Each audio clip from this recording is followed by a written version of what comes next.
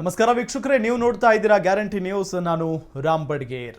ಕೇಂದ್ರ ವಿತ್ತ ಸಚಿವೆ ನಿರ್ಮಲಾ ಸೀತಾರಾಮನ್ ಅವರು ಇವತ್ತು ಅವರ 7ನೇ ಬಜೆಟ್ ಮಂಡನೆ ಮಾಡಿದ್ರು. ಇಡೀ ದೇಶವೇ ಕುತೂಹಲದಿಂದ ಕಾಯ್ತಾ ಇತ್ತು. ಬಜೆಟ್ನಲ್ಲಿ ಏನು ಸಿಗುತ್ತೆ, ಏನು ಕೊಡ್ತಾರೆ ಅಂತ ಹೇಳಿ. ಇದರ ಜೊತೆಗೆ ಈಗ ಯಾವುದರಲ್ಲಿ ಏರಿಕೆಯಾಗಿದೆ, ಯಾವುದರಲ್ಲಿ ಇಳಿಕೆಯಾಗಿದೆ ಅನ್ನೋದು ಸಾಕಷ್ಟು ಕುತೂಹಲ ಇದ್ದೇ ಇದೆ. ಹಾಗಾಗಿ ಯಾವುದರಲ್ಲಿ ಇಳಿಕೆಯಾಗಿದೆ, ಏರಿಕೆಯಾಗಿದೆ ಅನ್ನೋದರ ಬಗ್ಗೆ ಗಮನಿಸ್ತಾ ಹೋಗೋಣ. ಈಗ ಮೊದಲಿಗೆ ಯಾವುದರಲ್ಲಿ ಇಳಿಕೆಯಾಗಿದೆ ಅನ್ನೋದರ ಬಗ್ಗೆ ನೋಡ್ತಾ ಹೋಗೋಣ.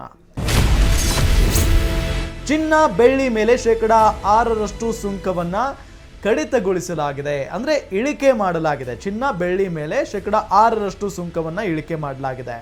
ಪ್ಲಾಟಿನಂ ಮೇಲೆ 6.5% ಸುಂಕವನ್ನ ಕಡಿತ ಮಾಡಲಾಗಿದೆ. ಒಂದು ಕಡೆ ಚಿನ್ನ ಬೆಳ್ಳಿ ಮೇಲೆ 6% ಸುಂಕ ಇಳಿಕೆ ಆಗಿದ್ರೆ, ಮತ್ತೊಂದು ಕಡೆ ಪ್ಲಾಟಿನಂ ಮೇಲೆ 6.5% ಸುಂಕವನ್ನ ಇಲ್ಲಿ ಕಡಿತ ಮಾಡಲಾಗಿದೆ. ತಾಮ್ರದ ಮೇಲೂ ತೆರಿಗೆ ಕಡಿತ ಆಗಿದೆ. ಜೊತೆಗೆ ಆದಾಯ ತೆರಿಗೆ ಪದ್ಧತಿ ಮತ್ತಷ್ಟು ಸರಳೀಕರಣ ಮಾಡಿದ್ದಾರೆ. ಕಳೆದ ಬಜೆಟ್ನಲ್ಲಿ ಸರಳೀಕರಣ ಆಗಿತ್ತು, ಈಗ ಮತ್ತಷ್ಟು ಸರಳೀಕರಣ ಮಾಡಲಾಗಿದೆ ಆದಾಯ ತೆರಿಗೆ ಪದ್ಧತಿಯಲ್ಲಿ. ಇನ್ನು ವಿದೇಶಿ ಬಟ್ಟೆ, ಚರ್ಮೋತ್ಪನ್ನಗಳು, ಟಿವಿ ಅಗ್ಗವಾಗಿ ಇನ್ನು ಮುಂದೆ ಸಿಗುತ್ತವೆ. ಆದಾಯ ಏನು ವಿದೇಶಿ ಬಟ್ಟೆ ಆಗಿರ್ಬೋದು, ವಿದೇಶಿ ಬಟ್ಟೆ ಸಿಕ್ಕಾಪಟ್ಟೆ ಕಾಸ್ಟ್ಲಿ, ಅದು ಕೂಡ ಅಗ್ಗವಾಗಿ ಇನ್ನು ಮುಂದೆ ಸಿಗುತ್ತೆ ಭಾರತದಲ್ಲಿ. ಚರ್ಮ ಉತ್ಪನ್ನಗಳು, ಚರ್ಮದಿಂದ ಏನೆಲ್ಲ ಉತ್ಪಾದನೆಗಳನ್ನು ಮಾಡಿರ್ತಾರಲ್ಲ ಅದೆಲ್ಲದರ ಮೇಲೂ ಕೂಡ ಇಲ್ಲಿ ಕಡಿಮೆ ಮಾಡಲಾಗಿದೆ, ಬೆಲೆಯನ್ನ ಅಗ್ಗ ಮಾಡಲಾಗಿದೆ. ಇನ್ನು ಟಿವಿ ಸಿಕ್ಕಾಪಟ್ಟೆ ಕಾಸ್ಟ್ಲಿ ಆಗ್ತಾ ಇತ್ತು, ಟಿವಿಯು ಕೂಡ ಅದು ಇನ್ನು ಮುಂದೆ ಅಗ್ಗದ ದರದಲ್ಲಿ ಸಿಗುತ್ತೆ. ಏನು ಆಮದು ಮೊಬೈಲ್ ಚಾರ್ಜರ್ಗಳ ಬೆಲೆಯನ್ನು ಇಳಿಕೆ ಮಾಡಲಾಗಿದೆ.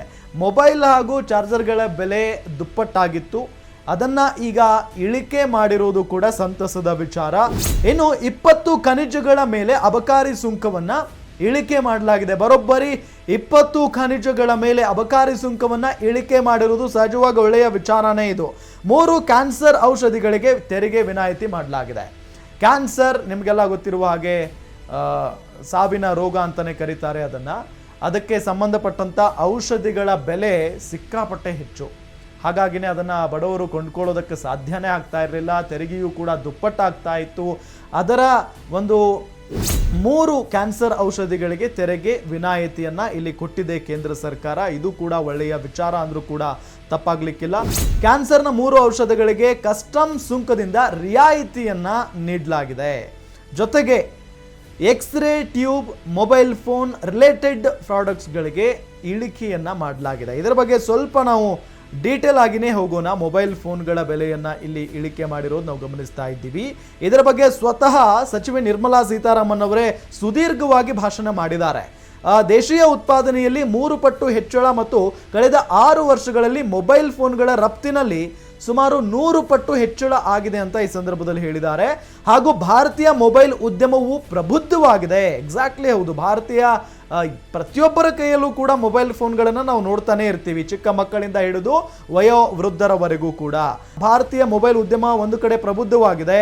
ಅದಕ್ಕಾಗಿ ಗ್ರಾಹಕರ ಹಿತದೃಷ್ಟಿಯಿಂದ ಮೊಬೈಲ್ ಫೋನ್, ಮೊಬೈಲ್ PCBA ಮತ್ತು ಮೊಬೈಲ್ ಚಾರ್ಜರ್ಗಳ ಮೇಲಿನ ಬೇಸಿಕ್ ಕಸ್ಟಮ್ಸ್ ಡ್ಯೂಟಿಯನ್ನು 15%ಗೆ ಇಳಿಸಲು ಮುಂದಾಗಿದ್ದೇವೆ ಅಂತ ಹೇಳಿ ಈ ಸಂದರ್ಭದಲ್ಲಿ ನಿರ್ಮಲಾ ಸೀತಾರಾಮನ್ ಅವರು ಹೇಳಿಕೆಯನ್ನು ಕೊಟ್ಟಿದ್ದಾರೆ. ನೋಡಿ, ಕೇಂದ್ರ ಸರ್ಕಾರ ಈ ವರ್ಷದ ಜನವರಿಯಲ್ಲಿ ಮೊಬೈಲ್ ಫೋನ್ ತಯಾರಿಕೆಯಲ್ಲಿ ತೊಡಗಿರುವ ಹಲವಾರು ಬಿಡಿ ಭಾಗಗಳ ಮೇಲಿನ ಆಮದು ಸುಂಕವನ್ನು 15% 10%ಕ್ಕೆ ಇಳಿಸಿದೆ. ಇನ್ನು ದೇಶೀಯ ಎಲೆಕ್ಟ್ರಾನಿಕ್ಸ್ ಉದ್ಯಮದಲ್ಲಿ ಮೌಲ್ಯವರ್ಧನೆ ಹೆಚ್ಚಿಸುವ ಸಲುವಾಗಿ ಮೊಬೈಲ್ ಫೋನ್, ಮೊಬೈಲ್ PCBA ಮತ್ತು ಚಾರ್ಜರ್ಗಳ ಮೇಲಿನ BCDಯನ್ನು ಇಳಿಸಲಾಗಿದೆ ಅಂತ ಹೇಳಿ ಈ ಸಂದರ್ಭದಲ್ಲಿ ಬಹಳ ಸ್ಪಷ್ಟವಾಗಿ ನಿರ್ಮಲಾ ಸೀತಾರಾಮನ್ ಅವರು ಹೇಳಿದ್ದಾರೆ. ಇದರ ಜೊತೆಗೆ ಇನ್ನು ಏನೆಲ್ಲ ಇಳಿಕೆಯಾಗಿದೆ ಅನ್ನೋದನ್ನ ಗಮನಿಸ್ತಾ ಹೋಗೋಣ. ಒಟ್ಟಾರೆಯಾಗಿದ್ದು ಇಳಿಕೆ ಏನೆಲ್ಲ ಆಗಿದೆ ಅಂತ ಹೇಳಿ. ಇನ್ನು ವಿದೇಶಿ ಬಟ್ಟೆ ದರ ಅಗ್ಗ, ತೆರಿಗೆ ಕಡಿತ ಮಾಡಲಾಗಿದೆ. ಒಂದು ಕಡೆ ಇ ಕಾಮರ್ಸ್ ಮೇಲಿನ TDS 0.1ಕ್ಕೆ ಇಳಿಕೆ ಮಾಡಲಾಗಿದೆ. ಜೊತೆಗೆ ಸ್ಟಾರ್ಟ್ಅಪ್ ವ್ಯವಸ್ಥೆಯ ಏಂಜಲ್ ಟ್ಯಾಕ್ಸ್ ಅನ್ನ ರದ್ದು ಮಾಡಲಾಗಿದೆ. ಈಗ ಸ್ಟಾರ್ಟ್ಅಪ್ ಮಾಡಬೇಕು ಅಥವಾ ಇನ್ನೇನೋ ಓಪನ್ ಮಾಡಬೇಕು, ಆರಂಭ ಮಾಡಬೇಕು ಅಂತ ಹೋದಂಥ ಸಂದರ್ಭದಲ್ಲಿ ಬಿಸ್ನೆಸ್ ಲೈನ್ನಲ್ಲಿ ಆಗಲೂ ಕೂಡ ತೆರಿಗೆ ಕಟ್ಟಲೇಬೇಕು ಅನ್ನೋ ಒಂದು ಪರಿಸ್ಥಿತಿ ಇತ್ತು, ಆ ನಿಯಮ ಇತ್ತು. ಅದರಿಂದ ಸ್ಟಾರ್ಟಪ್ ಕಂಪನಿಗಳಿಗೆ ಸಿಕ್ಕಾಪಟ್ಟೆ ಹೊಡೆತ ಬೀಳ್ತಾ ಇತ್ತು, ಏನಪ್ಪ ತೆರಿಗೆನೇ ಹೋಗ್ಬಿಡುತ್ತಲ್ಲ ಅಂತ ಹೇಳಿ. ಆದರೆ ಆ ಒಂದು ಏಂಜಲ್ ಟ್ಯಾಕ್ಸ್ ಅಂತ ಏನು ಕರೀತಾರಲ್ಲ, ಸ್ಟಾರ್ಟಪ್ ವ್ಯವಸ್ಥೆಯ ಏಂಜಲ್ ಟ್ಯಾಕ್ಸ್ ಅನ್ನ ರದ್ದು ಮಾಡಲಾಗಿದೆ. ಇದರಿಂದ ಸ್ಟಾರ್ಟಪ್ ಕಂಪನಿಗಳಿಗೆ ಒಳ್ಳೆಯ ವಿಚಾರ, ಒಳ್ಳೆಯ ಸುದ್ದಿ ಇದೆಲ್ಲ ಇಳಿಕೆ ಆಗಿರುವಂಥ ಅಂಶಗಳು. ಇದರ ಜೊತೆಗೆ ನಾವು ಈಗ ಏನೆಲ್ಲ ಏರಿಕೆ ಆಗಿದೆ ಅನ್ನೋದರ ಬಗ್ಗೆಯೂ ಕೂಡ ಗಮನಿಸ್ತಾ ಹೋಗೋಣ. ಏರಿಕೆ, ಪ್ಲಾಸ್ಟಿಕ್ ಮೇಲಿನ ಆಮದು ಸುಂಕ ಏರಿಕೆ ಆಗಿದೆ. ಪ್ಲಾಸ್ಟಿಕ್ ಮೇಲಿನ ಆಮದು ಸುಂಕವನ್ನ ಇಲ್ಲಿ ಏರಿಕೆ ಮಾಡಿದ್ದಾರೆ ಅನ್ನೋದು ಬಹಳ ಸ್ಪಷ್ಟವಾಗಿ ಗೊತ್ತಾಗ್ತಾ ಇದೆ. ಅಂದರೆ ಗಮನಿಸಿದ ಹಾಗೆ ಪ್ಲಾಸ್ಟಿಕ್ ಈಗ ಹೆಚ್ಚು ಬಳಕೆ ಆಗುತ್ತೆ ರಾಜ್ಯದಲ್ಲಿ ಮತ್ತು ಇಡೀ ಜಗತ್ತಿನಲ್ಲಿ ಅಂದರೂ ಕೂಡ ತಪ್ಪಾಗ್ಲಿಕ್ಕಿಲ್ಲ. ಆ ಪ್ಲಾಸ್ಟಿಕ್ ಮೇಲಿನ ಆಮದು ಸುಂಕವನ್ನು ಇಲ್ಲಿ ಏರಿಕೆ ಮಾಡಿರುವುದು. ವಿವಿಧ ರೀತಿಯ ಬಟ್ಟೆ, ವಸ್ತ್ರಗಳ ಬೆಲೆಯನ್ನು ಕೂಡ ಏರಿಕೆ ಮಾಡಿದ್ದಾರೆ. ಇಲ್ಲಿ ಬಜೆಟ್ನಲ್ಲಿ ವಿವಿಧ ರೀತಿಯಾದಂಥ ಬಟ್ಟೆ ಮತ್ತು ವಸ್ತ್ರಗಳ ಬೆಲೆಯನ್ನು ಕೂಡ ಏರಿಕೆ ಮಾಡಿರುವುದು.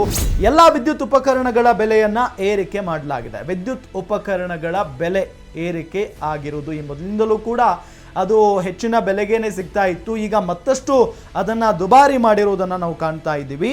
ಮೊಬೈಲ್ ಟವರ್ ಬಿಡಿ ಭಾಗಗಳ ಬೆಲೆಯನ್ನು ಏರಿಕೆ ಮಾಡಲಾಗಿದೆ. ಮೊಬೈಲ್ ಟವರ್ ಬಿಡಿ ಭಾಗಗಳ ಬೆಲೆ ಇಲ್ಲಿ ಏರಿಕೆ ಆಗಿರೋದನ್ನು ನಾವು ನೋಡ್ತಾ ಇದ್ದೀವಿ. ಮೊದಲಿಗೆ ನಾವು ಈಗಾಗಲೇ ಹೇಳಿದ ಹಾಗೆ ಏನೆಲ್ಲ ಏರಿಕೆ ಆಗಿದೆ ಅನ್ನೋದರ ಬಗ್ಗೆ ಗಮನಿಸಿರುವಾಗ ವಿವಿಧ ವಸ್ತುಗಳ ಬೆಲೆ ಇಲ್ಲಿ ಏರಿಕೆ ಆಗಿರೋದು ನಾವು ಕಾಣ್ತಾ ಇದ್ದೀವಿ. ಜೊತೆಗೆ ಮರು ಬಳಕೆ ಆಗದ ಎಲ್ಲ ರೀತಿಯ ಪ್ಲಾಸ್ಟಿಕ್ ವಸ್ತುಗಳ ಬೆಲೆಯನ್ನು ಏರಿಕೆ ಮಾಡಲಾಗಿದೆ. ಈಗ ಪ್ಲಾಸ್ಟಿಕ್ ಕವರ್ಗಳನ್ನು ಮರು ಬಳಕೆ ಮಾಡೋದಕ್ಕೆ ಸಾಧ್ಯ ಇಲ್ಲ, ಹಾಗಾಗಿ ಅದರ ಬೆಲೆಯನ್ನು ಇಲ್ಲಿ ಏರಿಕೆ ಮಾಡಲಾಗಿದೆ.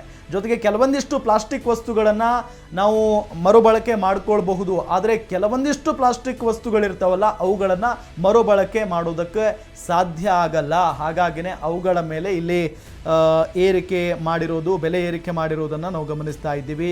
ಇದ್ರ ಜೊತೆಗೆ ಈಗಾಗಲೇ ಹೇಳಿದಾಗೆ ವಿವಿಧ ರೀತಿಯ ಬಟ್ಟೆ, ವಸ್ತ್ರಗಳ ಬೆಲೆ ಏರಿಕೆ ಮಾಡಿದ್ದಾರೆ. ಎಲ್ಲ ರೀತಿಯ ವಿದ್ಯುತ್ ಉಪಕರಣಗಳ ಬೆಲೆ ಏರಿಕೆ ಆಗಿದೆ. ಜೊತೆಗೆ ಮೊಬೈಲ್ ಟವರ್ ಬಿಡಿ ಭಾಗಗಳ ಬೆಲೆ ಕೂಡ ಏರಿಕೆ ಆಗಿದೆ.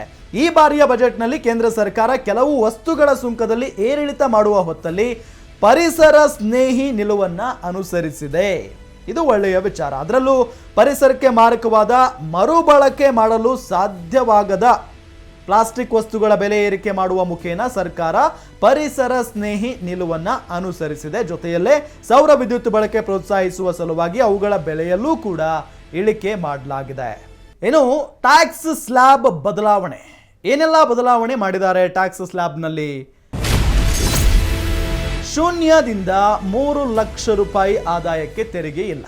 ಮೊದಲು 2.5 ಲಕ್ಷದವರೆಗೂ ತೆರಿಗೆ ಕಟ್ಟುವ ಹಾಗಿರಲಿಲ್ಲ, ಆದರೆ ಈಗ ಅದನ್ನು 3 ಲಕ್ಷಕ್ಕೆ ಏರಿಕೆ ಮಾಡಿದ್ದಾರೆ. 3 ಲಕ್ಷದವರೆಗೂ ಏನು ಆದಾಯ ಇರುತ್ತಲ್ಲ ಅವರು ಇಲ್ಲಿ ತೆರಿಗೆಯನ್ನು ಕಟ್ಟುವಂಥ ಅವಶ್ಯಕತೆ ಇಲ್ಲ ಅಂತ ಹೇಳಿದ್ದಾರೆ. ಇನ್ನು 3 ರಿಂದ 7 ಲಕ್ಷ ಆದಾಯದ ಮೇಲೆ 5% ತೆರಿಗೆಯನ್ನು ವಿಧಿಸಲಾಗುತ್ತೆ. 3 ರಿಂದ 7 ಲಕ್ಷದ ಆದಾಯದ ಮೇಲೆ 5% ತೆರಿಗೆಯನ್ನು ಇಲ್ಲಿ ವಿಧಿಸಲಾಗುತ್ತೆ.